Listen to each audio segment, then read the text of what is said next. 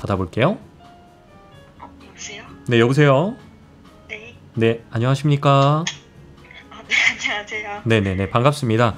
우선은 나이가 어떻게 되시죠? 저 33살이요.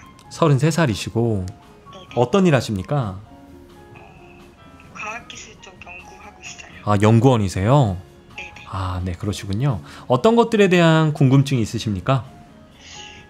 일단은 재회 때문에 전화드렸는데요. 네네. 제가 만나면서 한 6번, 7번 정도를 헤어졌었어요. 6번이나 7번을 헤어지셨다고요? 네. 네, 네네. 네. 얼마나 사귀셨죠?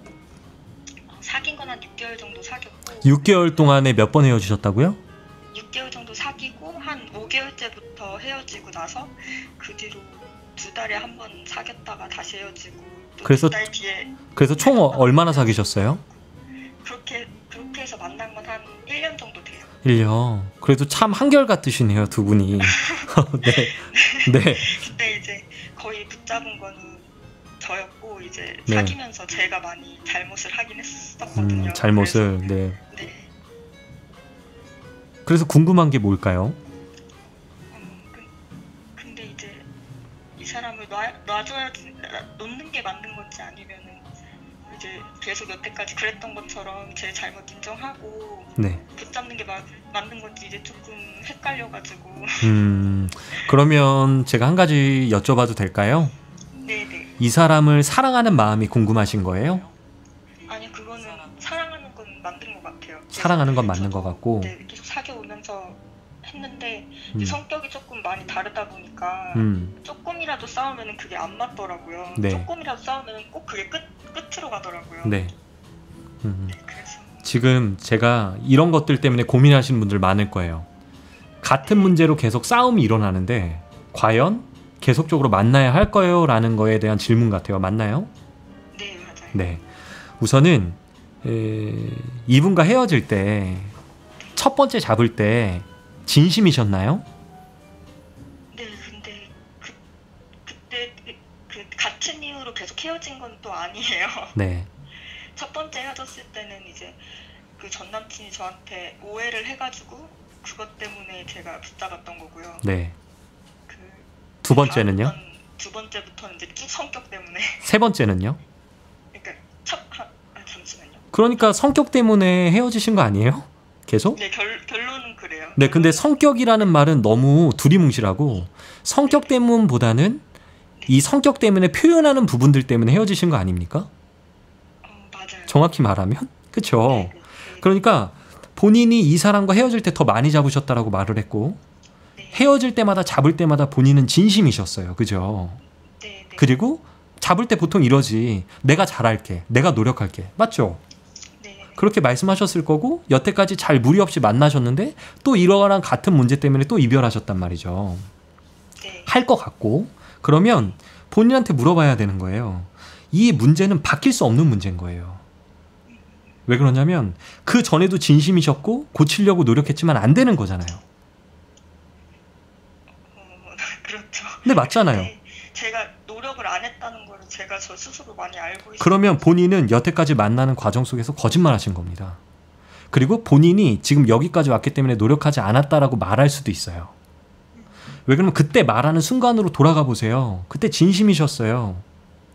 그쵸. 네. 그런데 왜 본인은 그때 가짜였다라고 말합니까, 지금? 그게 한 번도 아니고 계속적으로 반복되면서 있었던 일인데요. 그러면 이 문제는 솔직히 말해서 변할 수 없는 문제인 거예요. 아니면 본인뿐만 아니라 이 남자한테도 바뀌고 싶지 않은 거죠. 그렇기 때문에 이 바뀌지 않는 문제를 가지고 내가 계속 이 사람을 만날 수 있나 없나를 고민해 보시는 게 맞는 것 같아요. 이 사람과 나란 사람도 못 바뀐다라고 가정을 하고 그게 팩트예요. 죄송하지만. 본인 진심이셨고 여태까지 여러 번 헤어지는 이유 성격 때문에 헤어지면서 고친다라고 말했지만 두 분 다 못 고쳤어요. 이거는 바뀔 마음이 없는 거예요. 그럴 가능성이 높아요. 서로요? 네. 아니면 그 정도로 본인 스스로가 이것들을 바뀌어야 되는지 문제 삼지 않거나요. 그러니까 감정적으로 여기까지 오셨을 가능성이 높다라는 겁니다. 아마 영상을 보는 많은 분들도 이 부분들 때문에 많이 고민하실 것 같아요. 그러니까 본인이 판단을 하셔야 됩니다. 좋아질 거라고 상상하지 마시고요. 계속 이렇게 만남을 가질까? 만남을 갖지 않을까? 이게 첫 번째 질문을 하셨으면 좋겠어요. 그럼 답이 나오지 않나요? 근데 이제 계속 다시 만나고 하면서 저는 전의 연애를 생각하면서 다시 만나자고 하잖아요. 네. 근데 바로 전의 연애를 생각하면 다시 만나자고 했을 때는 바로 전에 연애 했을 때 이만큼 했으면 좋았을 텐데 하고 그만큼의 그 노력할 결심을 하고 다시 만났는데 근데 그 결심이 안 되고 어떤 이제 것도 그 결심을 하지만 그 결심이 결심처럼 안 다가오잖아요, 서로가. 이제 근데 다시 만나다 보니까 이제 바로 전 연애처럼 저한테 서로 대하는 게 달라진 거죠. 약간 좀 더 식은 상태에서 다시 만나고 하니까 그게 노력을 훨씬 더 많이 해야 되는데 그게 안 되더라고요. 네, 맞아요. 그리고 노력도 많이 안 하신 거예요, 서로.